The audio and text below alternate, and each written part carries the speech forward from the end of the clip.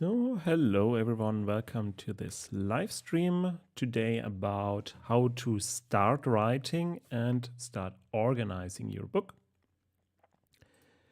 And this is also part of a meetup. I'm still building up a meetup group because of the pandemic. It's now online, but I'm happy to take your questions in there either later in the comments or right now in the live chat. So hello Peter to London. So myself, I'm running a small publishing company, just a few people and mostly for my own book, but I also have a few clients. And I learned a lot throughout the years. So I summarized everything in a book. And this video series with live streams, I want to just share my knowledge and answer your questions. So maybe you have some ideas, I have some ideas, maybe we can exchange those ideas. All my blog articles, all my books are basically available on my website, loaded.de. And in those work sessions right now, I will discuss one or more of these items. So today I want to talk about what are your expectations, why are you writing the book, and connect this to how to organize your book, because that is basically connected. So if you want to share what your current book project is, just put it in the comments, put it in the chat, and maybe we can discuss it as an example later. I will just start out and giving the basic framework of this talk, and then we can discuss a few examples. So, the most important question you have to ask yourself is, why do you want to write a book? Because, there are many reasons. If I look back, when I wrote my first book, it was simply I moved to another place, to another apartment, and I had a box full of notes about what I could write about. So I summarized all these notes. I put the notes in chapters. I organized them logically, and then started editing, started editing, and eventually a book was complete. I think one thing about book writing is then, of course, expectations. So just because you wrote a book doesn't mean everyone wants to buy that book now. And this is like a major lesson every book writer has to learn. Just because you exist, just because your book was published, doesn't mean anyone will buy the book. So expect that. That's why I wrote a short article. Your first book will not sell, and why that's okay. Because most probably you wrote your first book just out of passion, just because you had something to tell the world, and everything built up inside of you, and you wanted to write. You wanted to get out of your system, basically. And I think the one mistake you shouldn't do is really expect anything out of it. Instead, aside of that, you're now more organized in your own thoughts, and you work through all your notes. They are now organized. Don't expect your first book to really sell well in any way. And the reason is because a book is a product, and people buy products, and people only buy those products they're looking for. So if you didn't start out writing your book by first examining what people want to read about, then don't expect them to buy your book. So of course, it depends on your personality, etc., what you expect from it. But basically, don't expect too much. Just take it as an exercise, as a learning exercise. Because if you can manage your expectations in that regard, you're much better at the other end. And you shouldn't make the mistake to say, well, there are so many people in the world, millions of people, someone will buy the book. That's like saying, okay, you start a shop, supermarket or something like that, but you put it into the second floor in some back alley, no one will find it because no one will like ring the door and ask where's the supermarket or so. You really have to be at the right place, and people have to know about your book, and people need to want your book. So that is the challenge.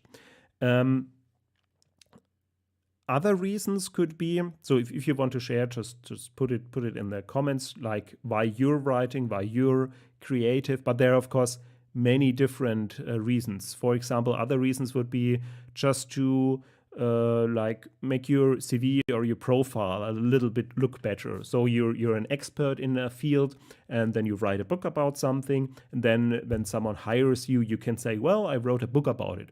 So it's independent. I mean, maybe you didn't sell a single copy, but you can say, okay, hey, I'm an author. I am an expert about this topic.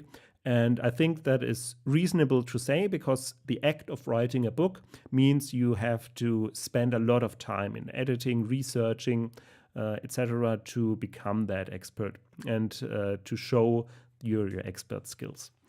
So this is a possibility too. A third possibility why you're writing a book is like you want to you have a service that you want to sell. For example, you're a coach, and then maybe you write about your expertise in that field, and then maybe people buy your book. Maybe you put the pricing very, very low, so more people will buy it, and then they read it, and then they see, oh, okay, that's interesting, but for my special personal case, I want special they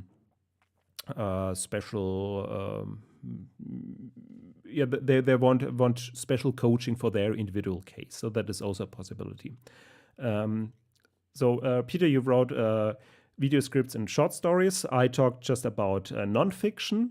Of course, in fiction, it's a little bit different, because people don't approach your book like, I have a problem and please solve the problem. Like, how do I install this, or how do I set up this, or what's the right technique, or how do I get a job, or how do I become expert in something? But they expect something differently, and they expect usually in fiction they expect an emotional moment, and like a climax of the story, or they expect like a riddle or a suspense that is building up. So they expect some emotional moment, just like in a song people expect an emotional moment. It's just not monotone information sorted in different chapters, but they expect a certain build-up. And the same is of course true for video or nonfiction novels. And here it's a different approach, but in principle it's similar to nonfiction books. So yeah, okay, so you say, okay, nonfiction works as well. In principle it's the same. You start out with not a problem like in nonfiction, but you start out with an emotional moment and build from there. So you have a central point, and in fiction, it's or that's my approach in fiction. Like you start with a certain scene or something like the climax of the story, and then you build it around. And an alternative would be, of course, that you start with like a setting or a theme, and then build a climax around that. Or build suspense around that. So there are different approaches, but personally, that's just my approach. Personally, I like the approach to start like in nonfiction. You start with the problem, and in fiction, you start with the climax or the emotional moment, or the emotional moments you want to. Yeah. For example, I'm currently designing a card game, and of course, in a card game, of course, you have boring rules and put a marker there, draw a card, and then etc. But instead of going like directly into the rules and directly into world building, think about what emotional moments you want the player to have. And with card games, it's usually okay, like there are hidden cards and you reveal them. So the moment of reveal, or you build cards up and you overpower the other player, or other exciting, like maybe cooperative play, so you work together on that. So there are different approaches how you can organize that. And yeah, for that. So what we already like covered now is, okay, don't expect too much from your first book, and ask a question, why are you writing the book? And then we cover the point of, okay, where do you start the book? And my proposal, I mean, that's one of many, is to start like really with the central theme. Why is someone reading your book? Usually they don't want words, or they're not looking for grammatically correct sentences. I mean, that's of course a plus if that is all correct, but they're not buying your book because of that. And most of the time they don't buy the book because you wrote the book, but they're seeking a certain release, a certain emotional moment, suspense, or in nonfiction books, they seek release of their worry, release of the problem, or ideas where they can proceed with their own issues and solve the issue at hand, or become better at something, or become more proficient, more knowledgeable. So focus on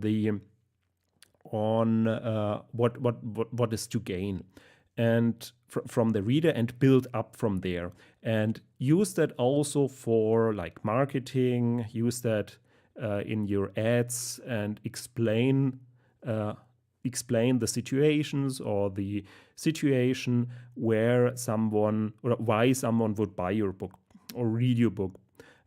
Because if you first start out writing the book and say, okay, that's a great book, and then start going into marketing, you will have a problem, because then you have to like come up with reasons why someone would buy or read your book, and that is challenging, because at that point you're already extremely biased, because you spent months or even years on writing your book, and you're extremely biased, and you can't really think straight, and you can't like say, maybe the book isn't really good, but I tried anyway. And then especially new authors go into the direction, okay, now I pay for ads, or hey, I read about a service that will sell my book. So you can lose a lot of money in that regard, especially if it's your first or second book. If you really think that writing and then thinking about marketing is the way to go. So in the end, sure, you can write for yourself, you can write for your ego, you can write for your career, you can write to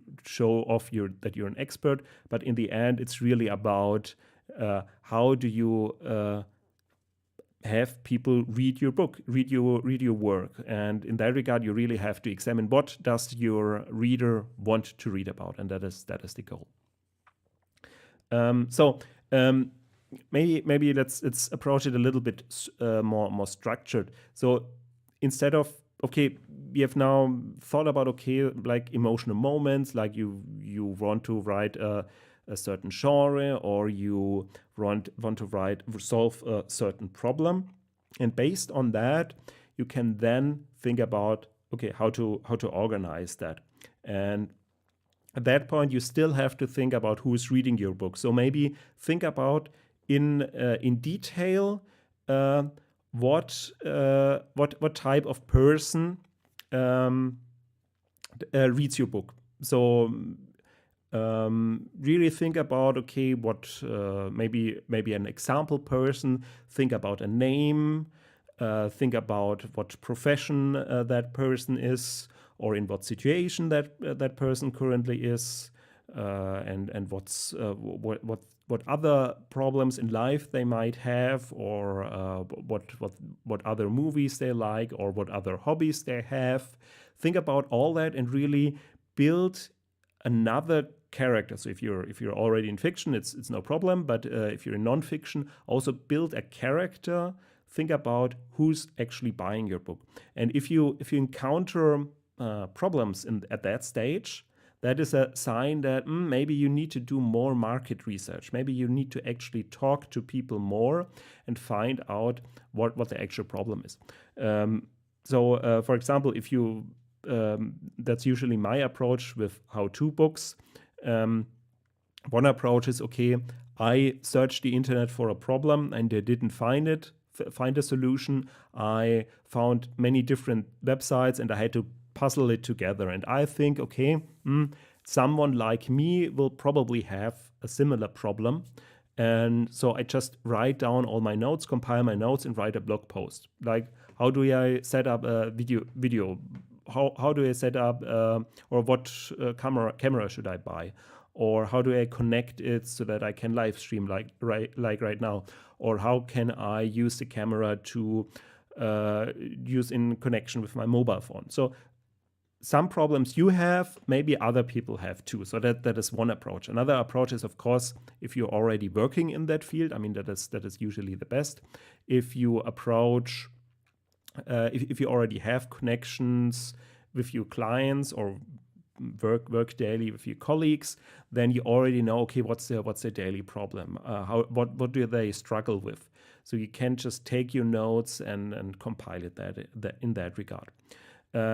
If you're more into fiction, then the issue is more, okay, people expect already something, for example, a fixed genre. So decide for a genre, because people really have expectations and they buy books because of those expectations. They want to read like a Western, or maybe a Western in space or something like that.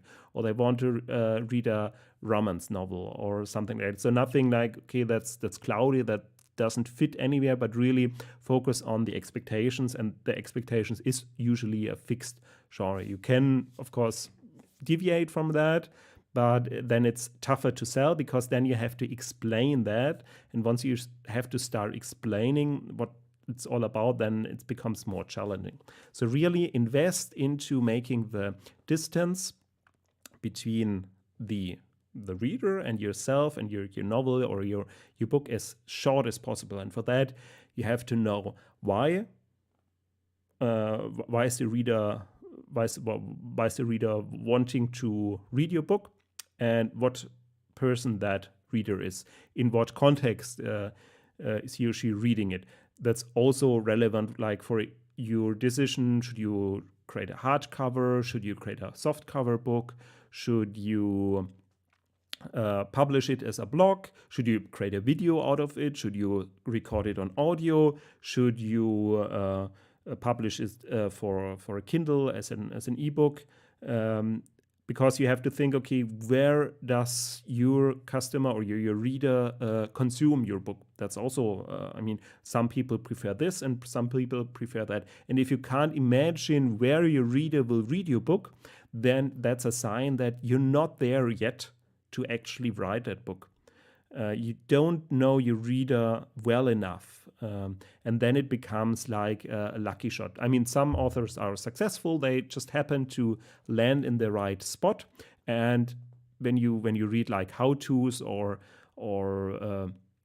articles about how to become a successful author or something like that, then you will encounter success stories. But you also have to keep in mind that 99% or so of self-publishers never get really a commercial success. Or I don't know the exact numbers, but it's a very high ratio. So you don't read about that, so you're already biased, and that is very challenging. So really get to know the reader, and that is like your foundation, how you really organize your idea or your story or your how-to. And then in your book, always keep that reader in mind. This also helps to keep focus, not to, okay, should I add this story in addition, or should I also add a chapter about the other topic? No, really keep focused on your so-called persona. That's the reader. Keep focused on him or on her. Keep those people in mind who you're writing for, and that is your starting point for your writing and for your organization. And this is also, once you start editing, you should also think about for example, if you work together with an editor, which I very much recommend, because then you have a second pair of eyes on it and a second opinion, and that's really crucial, because it's easy as a writer to get lost in a certain path. Really have someone else looking on it, and if you have all those personas defined, then it's much easier to communicate. Okay, why does this chapter exist? Okay, we're writing for Anna or something like that. This chapter is for Anna, and then you have to do the discussion or the thought process. Okay, do we really need that chapter, or should that be in a separate book? Is it really good to have it all combined? And here also keep it short and to the point, and focused on the needs of your readers. Don't write, okay, this could interest Anna, this could interest Carl, this could interest Tim or something like that. Then you have a whole range, and you end up pleasing everyone, but you really want to focus on a niche. It's hard to write like a book for everyone. They exist and they are successful and they sell millions of times or so, but don't expect to be that to hit that large market. Focus first on a niche, focus on solving a specific problem for specific people, or to a specific genre, a specific feeling, a specific climax, a specific creating a specific suspense, and this way you really get a target audience. Because of course you can shoot for the stars and write, okay, now I'm writing about how to live a better life or something like that. Sure, I mean there are at least if you look at Amazon, certainly 10 or 20 books about that, and they sell super well. But they are like competition, and you have to do better than them, and not just in terms of contents, but also in terms of marketing. You really have to capture all those different people and get them. And this is super hard, and especially if you're starting out, that's very challenging to reach that. And that's basically my core advice. First, focus on really getting successful in terms of solving a certain type of people, of personas problems, and or to have an audience of people who really like your stories, and then you can start getting feedback from them, and based on that feedback you can decide to go left or go right. That is the core behind it. Maybe let's go a little bit deeper in terms of organization.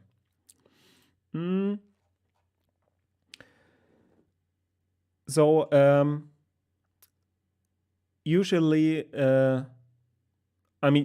especially if you watch a video like that, I expect you already have written something. I mean, usually, okay, sure, I put how to start writing a book in it. I mean, already mentioned, okay, think about who you're writing for, and think about what problem you want to solve or what emotion you want to evoke. That is the start.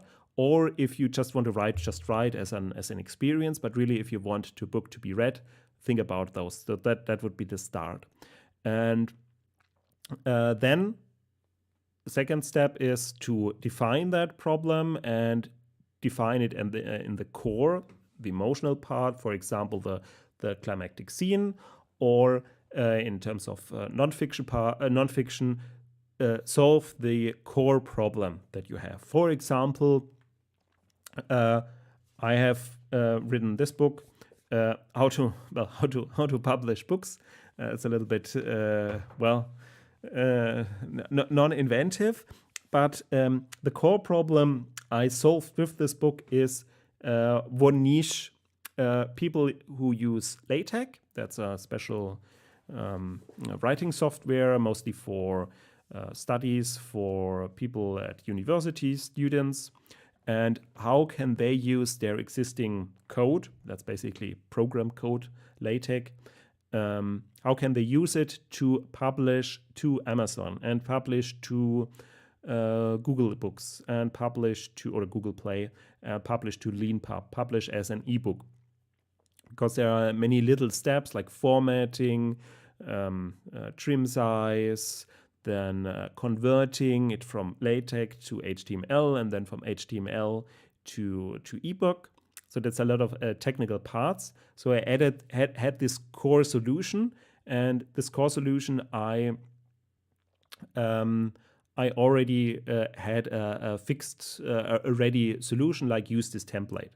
And then once that core problem was solved and that chapter was written, and I uploaded a template to solve it that people could download, I started writing then the other parts of the book. For example, to explain, okay, maybe some people are curious about LaTeX. They maybe already heard about it, but they want to use it more. So I wrote an introductory chapter for LaTeX. So someone who focuses just on the core problem might skip that chapter, but I at least covered a certain persona that is curious and that thinks about writing and thinks about publishing as an ebook, but doesn't know it fully yet. And then I thought about other personas. For example, someone who's already an expert and they just need, or they need very specific information about how to transform their own project and not use my template, but really transform their own project over there. So that's like the experts, then the beginners, and then the third persona, which I started out with, is someone who has a text like in Word and wants to convert that into an ebook in LaTeX. And these three different types then determine basically the structure of my book. Similar in fiction, that's usually already more research because there are simply more books about it. Really read books in your same genre, read how they are structured, and that's really what people expect. Start out with that, what people expect, and once you have like a running system where people find your book interesting, think about how you can creative with it. It's like with singing. Sure, it's great if you start out with like singing popular songs or something like that, and once you have that, and once you like see the reaction of your audience, and maybe feel yourself how that works together and how you feel while singing it, then you can start being a little bit creative with it and changing the text, changing the rhythm, repeating something, stressing something more. So then you can start being creative. But it sounds, especially for a creative person, it sounds a little bit boring to use a template, use an existing genre or something like that. But it's a learning process for everyone. So start out with that template, start out with a genre, and think and write within that framework, within that given framework, and then once that is finished, start your second book and become creative. And maybe for the first book, use an existing schema where you say, okay, well, you have like a slow build up, then you have a climax, then maybe a downturn, and then maybe another climax, and then it's ending, for example. And that is basically like a song. Also, maybe you have a quiet part in the beginning, then a quick part, then a slower part, a louder part, a quieter part, and think about in that way to organize your book and start out with just using existing examples.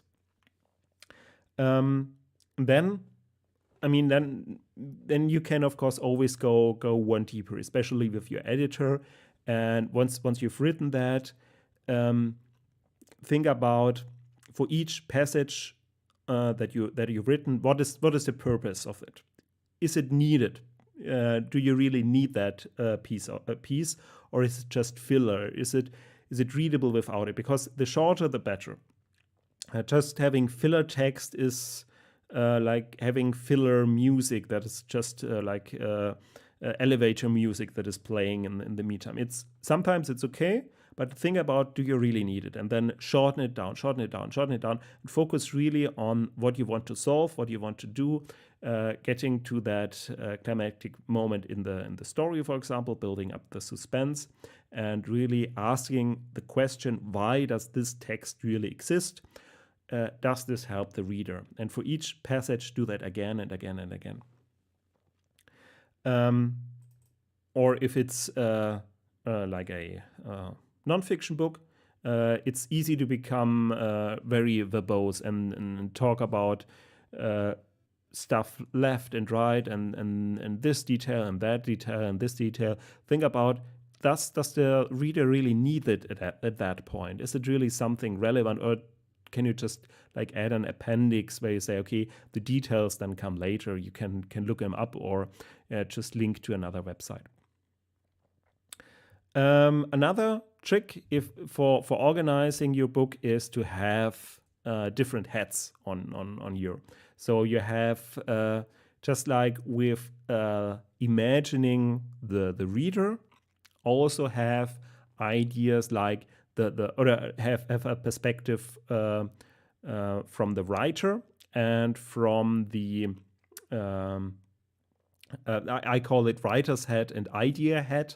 So the idea head creates new situations or creates new thing or writes new things to talk about, and the writer is more like the person executing that idea. Really, okay, here we talk about how to stream video to YouTube, and here we talk about how to stream to Twitter or to Facebook, etc. And the writer takes just this idea and really focuses on that idea, while the idea person comes up with new ideas here and there and there and builds it up, while the writer really tries to reduce it and really ask the questions, do we really need that? Can we write that shorter, in more brief sentences? Or is it really necessary for the story, etc., while the other person looks left and right. And we kind of have to switch between those, because without ideas what to write about, then the book is empty. And without the person executing it, you just end up with an incoherent mess of things, and that never end, and that jump from back and forth, and you never reach the end. One trick that is from project management is to really write. So if you plan out your book, if it's not just a very small book, but if you really have a larger one with many ideas in it, really plan out and really name the persona that you defined before, and say, okay, for example, persona or the person or reader Anna wants to read about how to XYZ, and then also add why she wants to read about it. And then take, for example, examples from her backstory, take reasoning from her situation, and then you have like so-called user story, where you say, okay, a certain reader wants to read about a certain thing because he or she likes this and that. And for each part of the book, you can just add another user story, another user story, another user story. I have an example for this. I can briefly show this one.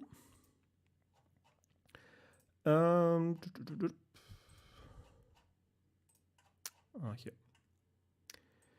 So, quickly sharing this the screen. I hope that works. Yeah. So, for example, here I have, zoom it a little bit. Here I have listed the personas that I came up in my book. For example, here we have a first-time author that has a complete script and had someone to look over it, and maybe that person needs to have a pep talk, simply to have someone to show him, okay, book writing is difficult. Maybe there's also needs for marketing, and that there's more to do. One moment.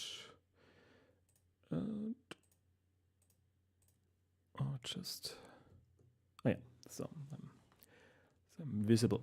Maybe then Mary, she already writes books, but in Word, and she looks for new tools. That could be an motivation.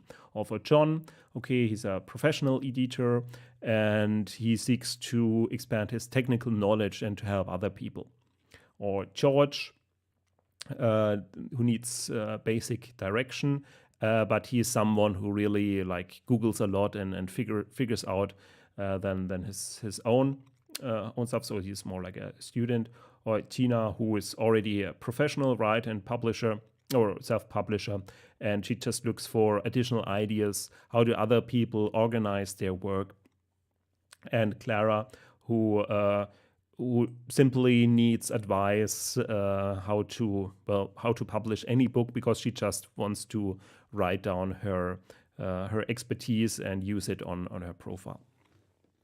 So, and these are the basic types, and for those I have basically written the book, and with that I can organize, because for each chapter I ask myself, okay, who am I currently talking to? And I can also tell people or readers, okay, if you're already proficient in this and that, skip that part. In fiction books, it's a little bit more difficult, because you don't, well, I haven't at least read it somewhere, like, if you already know this cliche, then just skip that chapter. It's like in the scene in Star Wars, and then just skip that chapter and continue with the next chapter. I mean, it's comparable, but usually this breaks the immersion, so it's a little bit more difficult really to write for those for many different types of people. That's why these genres exist, and that's why you're really writing for a particular audience, while a non-fiction book could really be more like a tool, and people just reading like 2 chapters out of it, because that's what solves their problem. So that's a little bit the difference in terms of organization. So I just switch back. Yeah. If you have any input or want to tell your own story, just pause it. Then I can discuss it as an example, or if you have own challenges in that regard. I will look every other minute into the chat. Okay, just to summarize. So we started out with the question why, and we wondered, okay, who are we actually writing for, and why do we write? Maybe we write just for ourselves. Based on that, we started with a climactic moment or a suspense or something like that in the story, and wrote that. Or in terms of non-fiction books, we discussed the central problem that we want to solve. So really like the central problem, and then starting out from that central moment in the book, in the fiction book, or in the non-fiction book, the central problem that we actually want to solve, we started to build the book around. And we looked at it from different perspectives in terms of personas, and ask ourselves, okay, who are we writing for? Is that really in the interest of the reader? And this gives you a great start to have like an initial structure that you go from. Of course, I mean, there are challenges, especially in fiction books. You want to also, you usually also do some world building if it's not like a fixed setting where the world building is already done. For example, I don't know, like a Western or a cyberpunk or science fiction. But science fiction is also just in the future, so you probably have to do a lot more world building. Some are easier, some are more difficult in terms of world building. But you actually have similar challenges also in non-fiction books, because you also think about, okay, it's less about world building, but more about like the rules or the intensity of the details. So you're not building a world in terms of, okay, there's a country here or a country there, so they're doing this or doing that, or they have this culture or that culture, but you start out with like a promise to the reader to provide a certain depth of information, and you have to keep up that depth of information, and you basically have to define early on like a certain type of style book or a certain style, and you have to think about, okay, will this be a book where I meticulously reference each statement and give the scientific explanation for each of them, or is it more a book where I like speak colloquially, say, oh, that's my experience, or that's I read somewhere, and you shouldn't like deviate from it. You shouldn't like have one chapter where you really have every statement reference, and the next chapter you're just talking out of the blue and tell people stuff. And similar with fiction books, your story, your characters should follow the rules or the laws of that universe or that setting you have built. Because that consistency allows for the reader to have the right expectations and to follow the story. I mean, there are exceptions where suddenly there's an unknown superpower or something like that the character has, and then that solves the suspense. But sometimes this is called then bad writing. Just as bad writing it would be if I have each chapter in a non-fiction book to have a very different style, scientific style, just talking about stuff style. So you really have to think about also what kind of style do your readers want, and what do you promise the readers, and that is often also communicated with the cover. So that is also an issue. So do I put like little cartoons on the cover and say, okay, that's a little bit lighthearted and don't take it too seriously, or do you really want to have textbook style and really fact and have a complete introduction into the topic and discuss every detail? Because even worse than a book that doesn't sell is a book that is so well. I mean, it's usually the worst, but let's say worse than a book that sells like mediocre amount of copies is a book where someone has a different expectation and then gives you a bad review. That is really crucial to really meet the expectation and not overpromise, but also not underpromise. If you underpromise, then people don't buy it. If you overpromise, then people will buy it and then return it and give you a bad review, and that is bad for every new book you will be writing. Okay, so just to summarize, the last point, your world, your book needs rules to be consistent. Of course, if you if you specifically want to aim for an inconsistent book, that's also okay, because you mostly in fiction you want to surprise the reader, but usually your world will have some rules, because the simple explanation is you want to build up something. You don't want to tear it down each time and invalidate everything you have written. Just like you don't want to invalidate like the scientific research you put into a book in the non-fiction area. And in the fiction area, you also want to really build up suspense if it's such a book, and have people act consistently or consistently inconsistently, but really to have that they have like an inner life, and that your world really works, because then it's much more immersive, because people think or read about it and think it comes alive. Okay, so just to look back and summarize, and then let's look into the future. What's out there? Wait, I'll move it over there.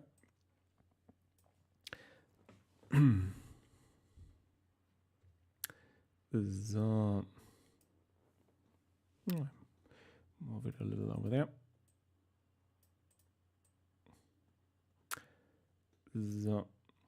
So the first, I do full screen. The first one is managing your expectations. Have a clear idea what's it about, and think about, okay, it's okay if your book doesn't sell. That's also fine. Especially your first book, you're just learning. Don't have too many great expectations, especially in terms of monetary recompense, especially with your first books, because again, you're just learning, and you really have to write for an audience. And one alternative way would be, okay, the book is just a medium for your profession. Finally, if you start out a book, decide why you want to write it. That's writing for yourself, writing for others. And if you write for others, define personas. That's further down. And if you once you have defined personas, remove that doesn't really interest them. And yeah, maybe this could be earlier. Define those personas. Who are you actually writing for? Have a clear picture in mind who you're writing for. So if you're writing and you don't think about, okay, who could be reading this, then you're probably not right. You're writing just for yourself, and maybe there are fans out there that just like to read what you're writing because they like you. But usually you should think about, okay, who are you writing for?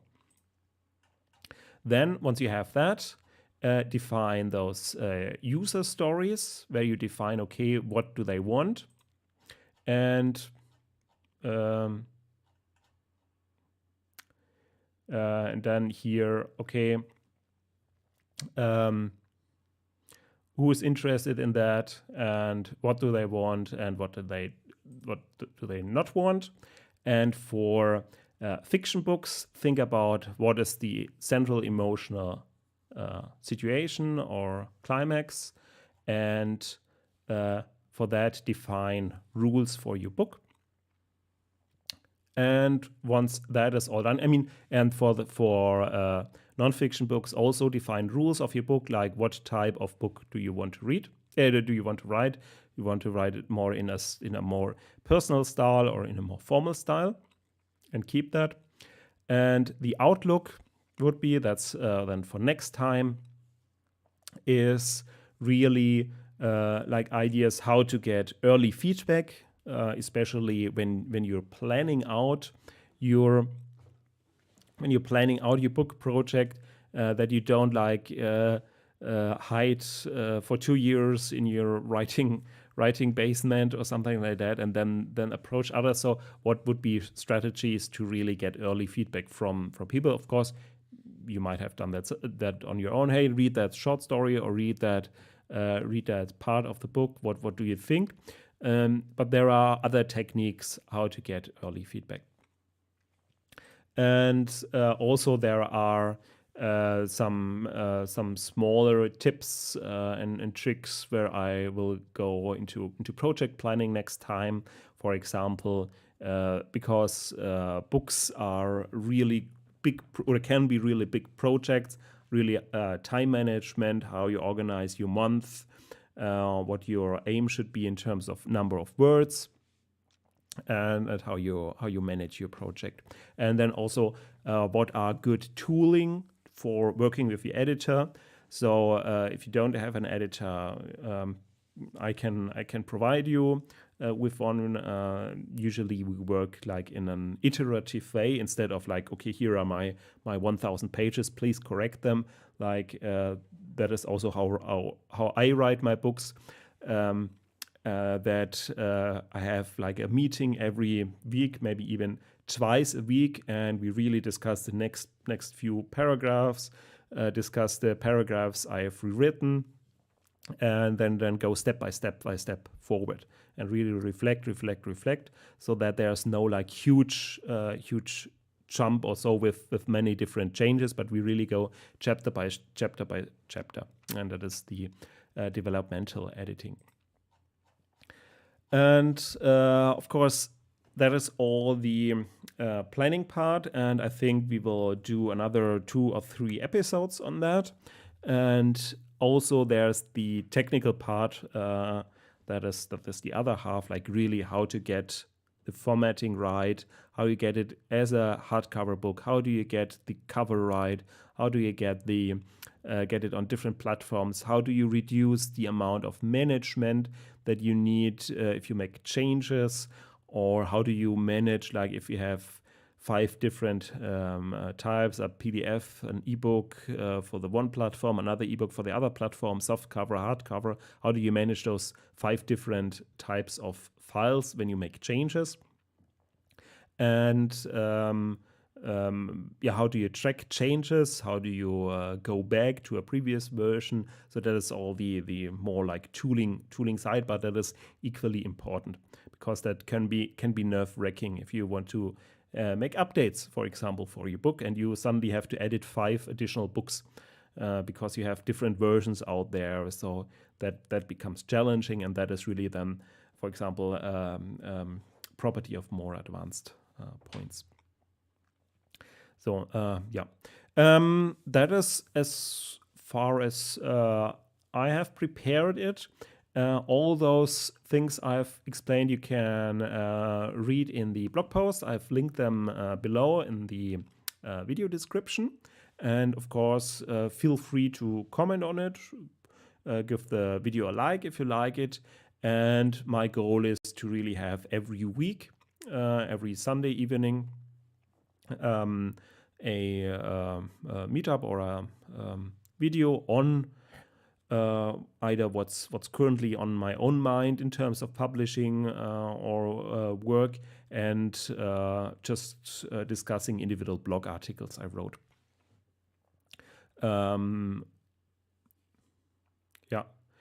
You just wrote coherence is a key. Thank you. Yeah. So that is, instead of just adding coherence like in during editing, really take time to write like a separate book where you write down the rules of your book, and that has really become not just your style sheet in terms of, okay, what do I write in italics, and what do I write in bold font, or do I use American spelling or British spelling or something like that, but also write down really the rules. Do you want to be colloquial? Do you want to be more formal? Is it a fantasy setting? Does magic work in this world? Or what are the fixed properties of the individual characters or something like that? So that helps a lot, and especially it helps a lot if you want to work together with someone else, like an editor, especially at the end, because then the editor doesn't have to do all that work, because that's at least what a good editor would start out. So the editor would read through your manuscript and take notes. What type of world it is, what style do you use, and if you already have that prepared, you save a lot of time, of course, and money if it's a paid service, and it's much easier to communicate also with the personas, like who are you writing for, and if your answer is I don't know, then basically what the editor has to do with you is to work you through that process. And usually if you already have a finished manuscript and then expect the editor to just magically create a better book out of it, that usually is then very expensive. So the best time of doing that is as early as possible. And if you require any support for that, I can help there too. But of course, you can also just sit down and write down what's your world like, what is your goal, who are you writing for, why are you writing this, and answer all these project related questions. It sounds like boring, project management, and I just want to write, I want to write, but you will save a lot of headache towards the end of the project. And most importantly, think about this as a way of tool later, because once you have written everything, you want to keep everything in the book, and it becomes larger and larger, and it becomes harder and harder to edit, and it takes more and more time. And think of that, of those rules as a tool against your own bias later, because then you can take that rule book basically and say, okay, I can really delete that paragraph and remove it. So that is really a handy tool later on. Or of course, if you work together with an editor or a reviewer, then that person can be like the voice of reason and tell you, okay, really you have to stop writing about this and focus more about that, and that voice is really important. In my own story, when I mentioned it at the very beginning, I started out writing my first book, which ultimately became 4 different books. And I thought I write a 1,000-page book about philosophy, and it took like years to edit until I said, okay, I have to stop. I have to focus on this single topic, and everything else will come later. And here, really, this inner rule really helps, like to have like really focus. Who are you writing for? Why are you writing? What are your rules? What are your theme? What are your genre? What problems do you want to solve? What are the personas? What are their backstories? And it is really, even if your inner writer says, okay, I want to write, take some time to note that down. Okay. I would say thank you for listening. So if you want to join next week, just subscribe to this channel. And I also have a separate meetup group. I will post the link also in YouTube. This is currently online meetup group. Before the pandemic, we always met in Düsseldorf to talk. Just to subscribe. And if you have further questions, just post it down on this in the comments, or just keep them for next Sunday, again at 9 o'clock, same time as today, and just post it during the live stream. That usually also helps others to better reflect on their work, and you learn from them and they learn from you, and then we have like a little community. Okay, in this regard, thank you for listening, and hopefully I'll see you next week on Sunday. So, bye.